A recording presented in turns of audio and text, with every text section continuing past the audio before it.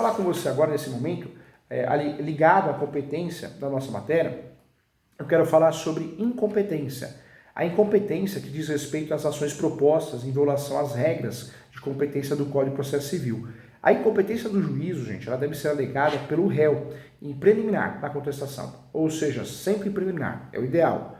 E ouvido o autor, o juiz decidirá sobre o acolhimento ou não da alegação. Acolhendo os autos, são remetidos o juízo competente, conservando-se, sim, os efeitos das decisões proferidas pelo juízo incompetente até que outro seja proferida. Esta regra não só será aplicada caso o juiz competente emane uma da decisão, anulado tudo o que foi decidido pelo juiz anterior, tá bom? Então, um ponto importante também.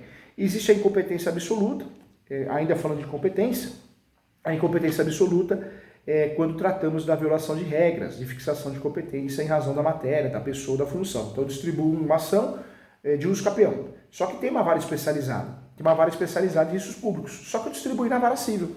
E o juiz julgou. Pronto. Existe uma incompetência absoluta em razão da matéria.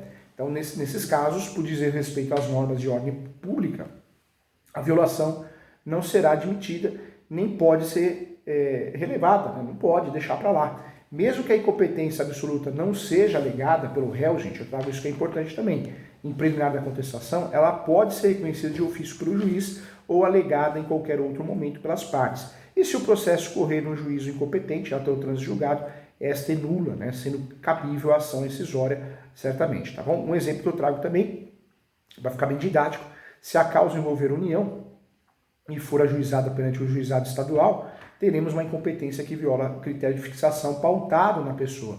Por se tratar de um critério absoluto, essa incompetência não poderá ser prorrogada, ou seja, continuar no juízo incompetente, tá bom? Então isso é importante também. Trago para você também mais uma regra de competência, né? Falando de incompetência, que é a incompetência relativa. Falamos da absoluta, vamos falar da relativa agora.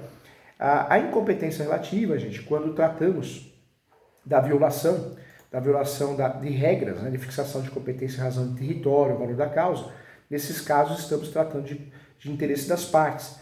E admite, sim, certa flexibilização, e o juízo, que era incompetente, pode se tornar competente. Nós temos uma diferenciação aí, tá? Se a competência relativa não for alegada pelo réu em preliminar de contestação, ocorre a preclusão desse direito e há a prorrogação de competência, de forma que o juízo anterior incompetente passa a ser competente para o julgamento da causa. Ao contrário da incompetência absoluta que nós estudamos agora, a incompetência relativa não pode ser reconhecida de ofício pelo juiz. Anote isso, hein? Mas pode ser alegada pelo MP, Ministério Público, nas causas em que atuar. Tá? O campeão MP, em regra, deve atuar.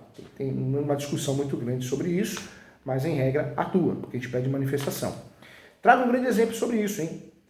Os dois contratantes elegem um fórum, contratos imobiliários, um foro distinto de seus domicílios para discussões judiciais relativa àqueles contratos em juízo e ação. O autor demanda no fórum do domicílio do réu e caso a incompetência não seja alegada em preliminar de contestação, o processo será mantido no foro em que foi ajuizado também, tá bom? Então, outro ponto importante também. Vamos lá, então, legal, né? Legal. Tem as exceções, quero falar com você, a aula completa, hein?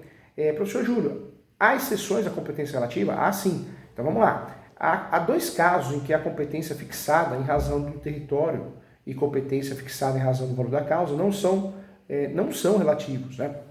Mas absolutas. E aí eu trago para você, a competência relativa é absoluta quando se trata de ações processórias imobiliárias, então tem tudo a ver com o direito imobiliário, que deveriam ser propostas no lugar da situação da coisa, artigo 47, parágrafo 2º do CPC. E nas ações envolvendo a Justiça Federal ou Fazenda, em que o valor da causa não ultrapasse 60 salários mínimos, a demanda obrigatoriamente deverá ser ajuizada nos juizados especiais federais ou no juizado especial da Fazenda Pública também. Vamos lá, estudo do dispositivo legal, vamos lá. Artigo 64, anota aí. 64. A incompetência absoluta ou relativa será alegada como questão preliminar de contestação. Parágrafo 1º. A incompetência absoluta pode ser alegada em qualquer tempo e grau de jurisdição e deve ser declarada de ofício. Parágrafo 2º.